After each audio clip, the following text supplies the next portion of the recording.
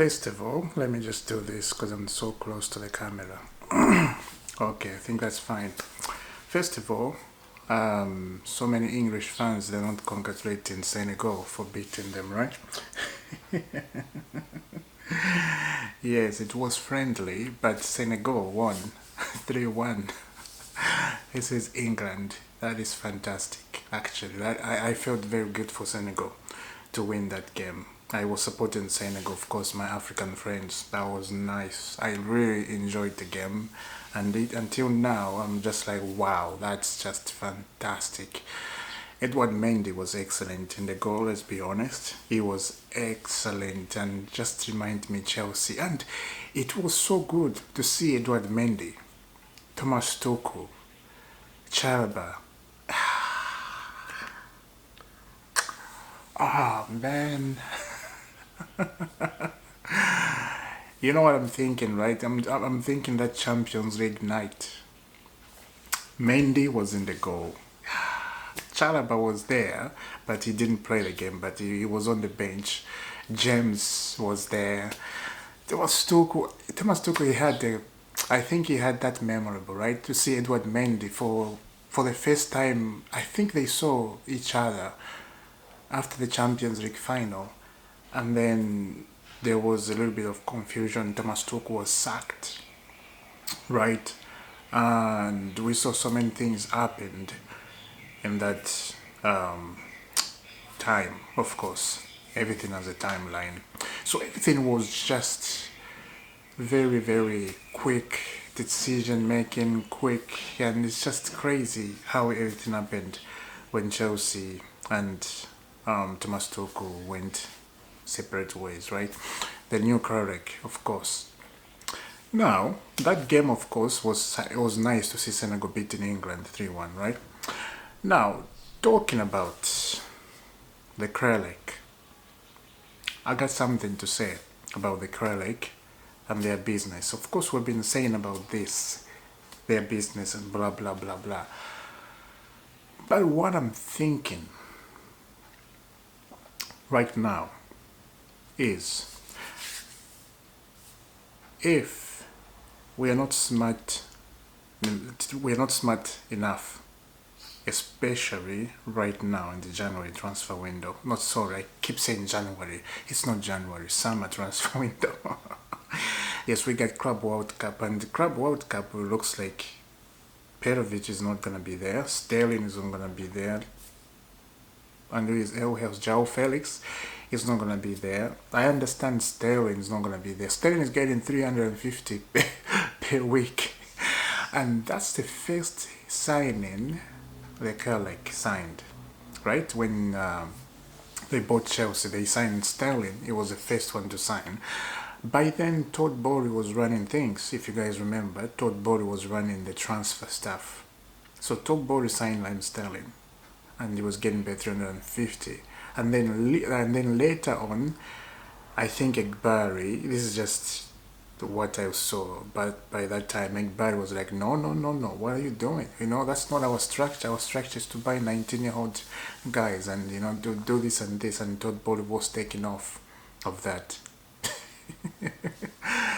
And if you guys remember, Todd Bowley said he wants to buy a name that is gonna make history in the Chelsea team.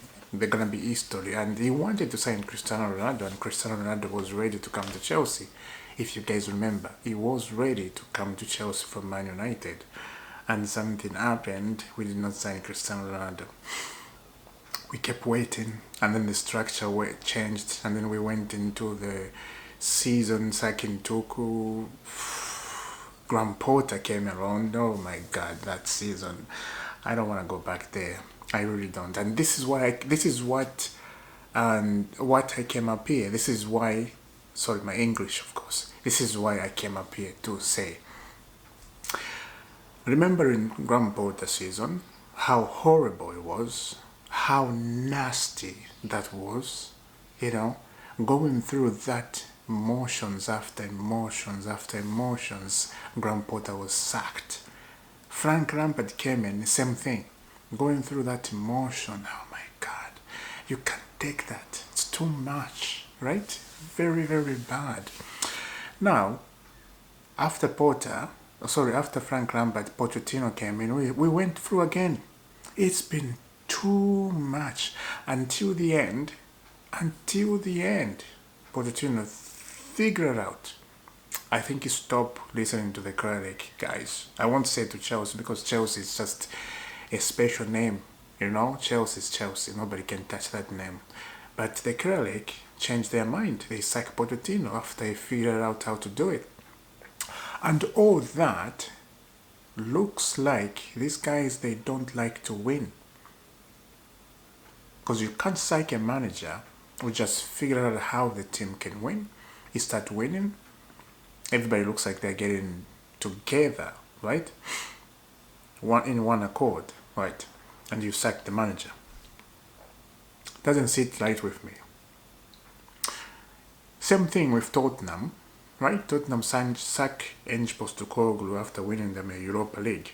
You don't do that. Yes, they lost 20 league games, but if you guys remember, if you've been watching Tottenham, I know a lot of Chelsea, they don't watch Tottenham press conference. Ange Postecoglou, but I did sometimes. But one of the press conference I watched, Ange Postecoglou said, we are focusing more to Europa League than Premier League right now, because in the Premier League we know we cannot go anywhere, so we are focusing on the Europa League. He did say he always win in the second season, right? He won the Europa League, and he was focusing on the Europa League, and he did that. So now, what you do, you give a manager a chance. Okay, you said you're focusing on the Europa League. Okay, we're gonna give you this many games in the Premier League. Focus on the Premier League. This is a new Premier League season, so we want you to show us that, okay, you're not that person again. If he does a mistake here and there, then you sack him. Not he win you a cup, you sack him right away. This is just me, I'm talking, right? Spurs fans, they know exactly what they want and they know exactly what they do. You know, Daniel Levy keeps sacking people who are giving him something. Anyway, that's not what I came up here. This is just the example I'm giving. Now, Kralik sign young kids. You know, we sign kids, of course. Liam Delap is a kid, let's be honest. You know, thinking like Liam Delap is some kind of, you know, savior, he's gonna save Chelsea. No, don't think that way. I'm not thinking that way, because why? He's young. He's not capable, you know, to be that leader. But I don't know. I'm just saying this, but I don't know. I'm saying this because of experience, because of what I see outside. I'm looking at outside, what I see. Outside and inside. So Liam Delap is not a bad signing. It's good. It's good. That's when you sign a top striker on top of Liam Delap. So he's learning, and this is the mistake we made. This is exactly why I came up here to say this. The colleague make mistakes, and they're so stupid. Like they make mistake every single transfer window, you know. And I'm gonna say it, you know, because I saw that. I'm like, are we gonna change? Because we just missed out on Minion, a top goalkeeper. He's 29 years old. He's in his prime. This is when you get a player who's like in his prime to help the young lads. Experience, right? We need experience in the team. So Minion was excellent. We couldn't pay for Minion. It was only 5 million apart. 5 million, and we could not pay. That's how disgusting that was. Wasting time on that. Wasting a lot of energy, a lot of time, a lot of talk, you know. At some point we heard that Egbali is talking online on the computer face to face, and there was a problem with Wi-Fi. So Wi-Fi cut, so Egbali went on the plane and go to Italy to go to discuss. All that wasted time. Wasted time. And we could not sign Mike Minion. We bought Robert Sanchez for 25, and we did not even make a mistake to Brink. We didn't Brink, we paid to Brighton, we got him. Minion, we could not pay how much? They wanted 20, it was 20 something they wanted. We couldn't do it. We could not do it. It's disgusting. I gotta be honest. I will say that because I don't think that will come back again. Chelsea thinking, okay, maybe Minion is 12 months left. We're gonna get him for free in January. That's just, they're waffling. That's waffling. That's absolutely waffling all over. As a football club and as a business people, you have to know, you have to be very smart about that. You just don't let young people without experience just do their own thing. Like, look, the way Chelsea, young people, the way they qualify in the Champions League, that was a very lucky for them. Very lucky. We got very lucky. Not even a blessing, luck. And I don't like to say luck because luck is not good. You have to be blessed to be good. But luck is not good. We could have finished in top 5. We could have finished easily. We could have finished in the Europa League this season. But somewhere, we finished in the Champions League. And you are thinking, these guys, they're going to do something about it. They're going to get experience. Victor Osimhen is right there, striker. He's denying Saudi League. He wants to stay in Europe. And he's free. He's on loan to Galatasaray. And we can't get him. Because we like to do our own business. We like to our wage structure be lower. We don't want to give any experienced player what they deserve. As a football club, as a big football club, the way you run things, you have to pay big player big money. You have to do it. Especially right now, as I said about Liam Delap. Liam Delap is a young kid. He's not that experienced. So you cannot put everything on him just like you did with Jackson. You cannot even blame Jackson. You cannot blame him, no. Jackson, very young, with no experience, is leading the line with no one to show him what to do, with no one to tell him this is bad, don't do this, with no one to show him, okay, you have to finish this and that and this. You are telling me that Jackson is going to tell Liam Delap how to finish? How to put the ball in the net? It's a joke. It's absolutely a joke. So if you just stop here without signing a striker, then what are you doing? What's the point in the transfer market then? Then just bloody get all your young 19, 18, 17-year-old players, because that's what you do. And you think that's business? That's actually business? That's actually saving the team? No, it doesn't work like that. It doesn't work like that. I was holding this yesterday, but as I sat down yesterday when I was working and I started thinking, I was like, no, something has to be said about this. We need experience. Liam Delap needs somebody to show him how to score goals. Liam Delap is still young. We can't put pressure on the guy. If he doesn't perform this season, next season, in the Premier League, don't blame him. Blame the K-League, because they are putting these kids without experience and you expect them to thrive. You expect them to be like Kopama. Kopama is just a talent. Kopama is Kopama, And when you are looking at where Kopama is from experience. Pep Guardiola as a manager, he coached him a little bit, but he showed him how to do things. Experience, right? So let's see what's going to happen on Liam Delap. Let's see, because I don't see Chelsea getting another striker, because it doesn't smell good for me. Yes, the transfer window is a very long transfer window, but I don't see it happen. That's the thing, because we keep bad things everywhere. Like, come on, guys, they wanted Ekitike. That deal, yes, I was happy. I we don't need Ekitike. We need a striker and a goalkeeper, and of course a defender. We do need that experience. Things go with experience. Just look at PSG. Look at PSG. I think I'm wearing a PSG jersey. But I'm not PSG fan. I'm wearing a PSG jersey. But just look at PSG, how they're doing things. They have experience in the team. They know how to score goals.